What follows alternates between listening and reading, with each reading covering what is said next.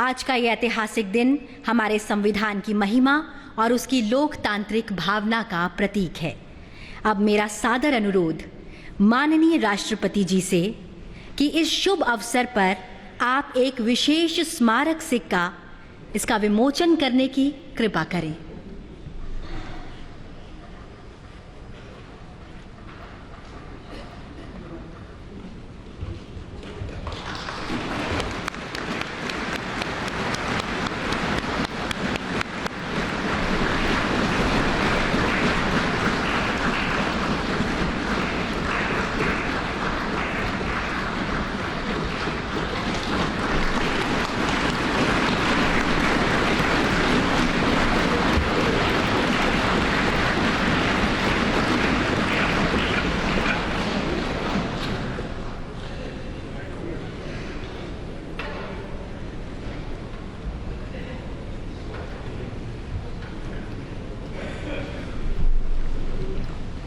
हमारे साथ स्टूडियो में दो खास मेहमान इस वक्त मौजूद हैं, उनसे आपका तारुफ करा दें। अंकुश श्रीवास्तव जी हमारे साथ मौजूद हैं, जयशंकर जी हमारे साथ मौजूद हैं। जयशंकर जी, किस तरह से आप देखते हैं आज की दिन की इंपॉर्टेंस जो है वो आपके हिसाब से कितनी है? प्रधानमंत्री ने संविधान को देश के हर निवासी के लिए गाइडिंग लाइट बताया है और इस वक्त ये सीधी तस्वीरें भी हम अपने दर्शकों को दिखा रहे हैं। नहीं, यकीनन समीर, भारतीय संविधान हमारे देश का सबसे बड़ा धर्म ग्रंथ है जिसके आधार पे हमारी सत्ता चलती है, शासन प्रशासन चलता है। और ये हमारा संविधान जो है सबको एक तो बराबरी का हक देता है, बराबरी का दर्जा देता है। और उसके प्रस्तावना में ही लिखते हैं हम कि हम भारत के लोग, उसमें कोई हम भारत के लोग में हम हिंदू लोग, हम मुस्लिम लोग, हम ब्राह्मण लोग, हम दलित लोग नहीं होता है, हम भारत के लोग होता है। और ये उसके पहले जो होता था कि राजा रानी जो है के पेट से पैदा होते थे, लेकिन उसके बाद जब संविधान लागू हुआ तो लोकतंत्र, संसदीय लोकतंत्र को हमने अपनाया और फिर मतपेटियों से, आज ईवीएम से हमारे शासक निकल करके आते हैं। सबसे बड़ी बात यही है। और उसी संविधान ने आज हमारे भारतीय संसदीय लोकतंत्र को हमको बांध करके रखा हुआ है।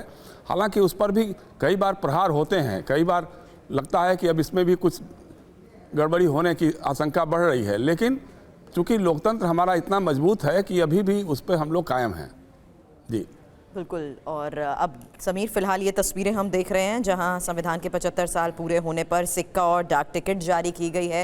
हालांकि थोड़ी देर में राष्ट्रपति का संबोधन भी होगा। अक्कू जी, आपका व्यू इसी को देखते हुए, आज के दिन के इस महत्व को समझाते हुए? निश्चित रूप से आज हमारे लिए गौरवशाली क्षण हैं और ख़ास तौर से लिए कि आज हमने संविधान को अपनाया था। लेकिन संविधान के नाम पर कभी कभी जो राजनीतिक दृश्य चलते हैं वो बहुत क्षोभ करते हैं।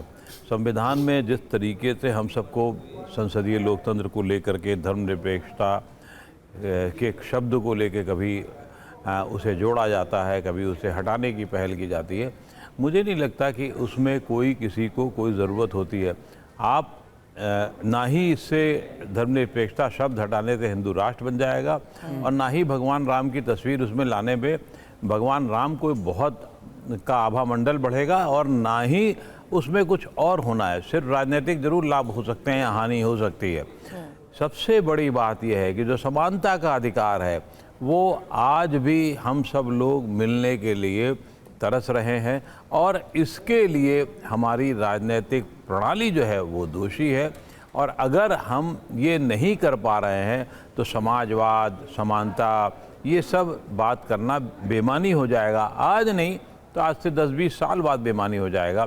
आज जब देश का एक बड़ा हिस्सा जो है वो 40% एक संपत्ति जो है वो 1% के पास है, तो ये हमें बहुत, आज का दिन ये हमें सोचने के लिए विवश करता है कि हम कैसे आगे के 25 साल करें ताकि जो हमारा संसदीय लोकतंत्र है जो इतना मजबूत है, जो लोकतंत्र जिसकी हमारे पूरे विश्व में चर्चाएं हैं, वो सचमुच आम आदमी को एक बड़ी राहत दे सके, एक न्याय दे सके।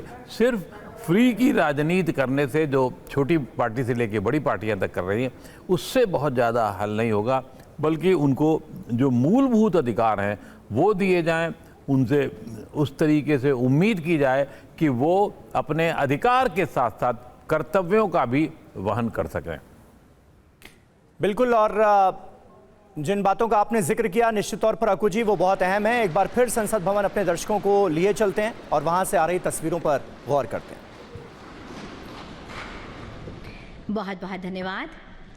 भाषा नाम जननी संस्कृत भाषा, अर्थात संस्कृत भाषा सभी भाषाओं की जननी है। हमारी सांस्कृतिक और बौद्धिक धरोहर। फिलहाल इस बारे में आपको बता दें, ये संविधान के 75 साल पूरे होने पर सिक्का और डाक टिकट तो जारी की गई है, लेकिन संसद की आप ये जो तस्वीरें देख रहे हैं, अब ये making of the constitution of India a glimpse और ग्लोरियस जर्नी नाम की 2 पुस्तक जारी की गई हैं और संविधान की कला की एक यहाँ बुकलेट भी जारी की जा रही है। लेकिन थोड़ी देर बाद राष्ट्रपति का अब संबोधन।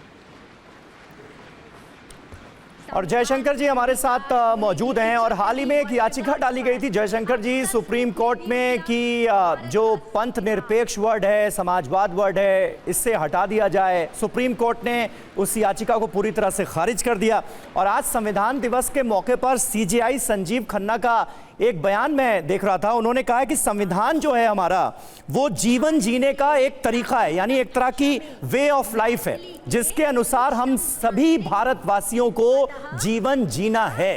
ये बयान जो है अपने आप में इंपॉर्टेंट और ये बताता है कि हम सबकी जिंदगी में संविधान के मायने क्या हैं। हाँ, यकीनन आप सही कह रहे हैं समीर, लेकिन सबसे बड़ी बात यह है कि जैसे अभी हमारे मित्र अक्कू श्रीवास्तव भी कह रहे थे, सो संविधान के साथ जो छेड़छाड़ की बातें होती हैं, जब कभी हो जाता कि इसके पंथ निरपेक्ष होगा कि धर्म निरपेक्ष होगा, कि भाई साफ साफ है जब हम भारत के लोग कहा जा रहा है और कहा जा कि हम संविधान के सामने सब कोई एक बराबर होगा, तो चाहे वो धर्म के मामले में हो चाहे किसी और मामले में हो, सभी को बराबरी का दर्जा मिलेगा, तो इसमें फिर अलग बात होनी नहीं चाहिए। लेकिन अभी जैसे लोकसभा के पिछले चुनाव के समय एक बड़ा स्वर उभर करके आया था कि हमको 400 सीटें चाहिए, इसलिए चाहिए क्योंकि हम संविधान को बदलना चाहते हैं। क्यों बदलना चाहते हैं भाई? संविधान में क्या कमी है? आज आप उसी संविधान का संविधान दिवस मना रहे हैं, आज कर रहे हैं ना।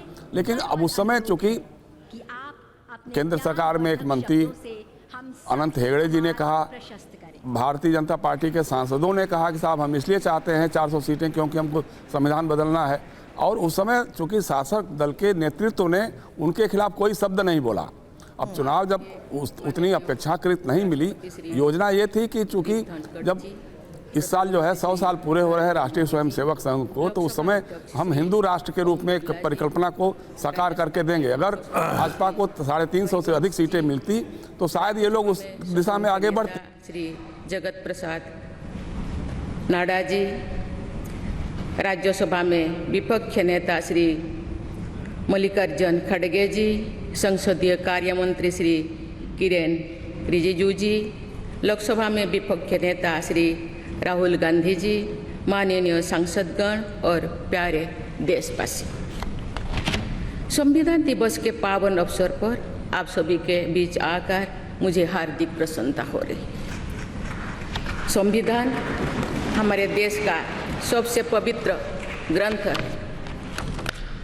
आज हम सब एक ऐतिहासिक अवसर के भागीदार भी बन गए हैं और साक्षी भी।